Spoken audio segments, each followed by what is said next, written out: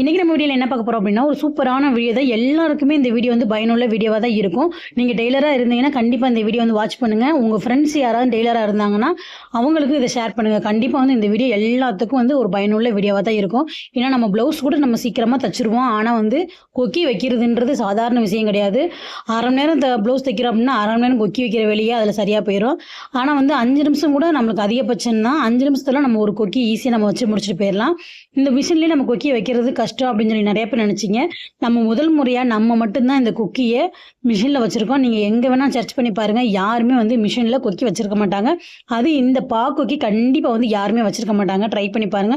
நீங்க YouTubeல சர்ச் பண்ணி பாருங்க. யாருமே அந்த கொக்கிய வச்சிருக்க மாட்டாங்க. நம்ம தான் முதல் முறையாக இந்த கொக்கி நம்ம தச்சிருக்கோம். நான் 1 வருஷமா இந்த கொக்கி வந்து நான் மிஷின்ல தான் வச்சுட்டுருக்கேன்.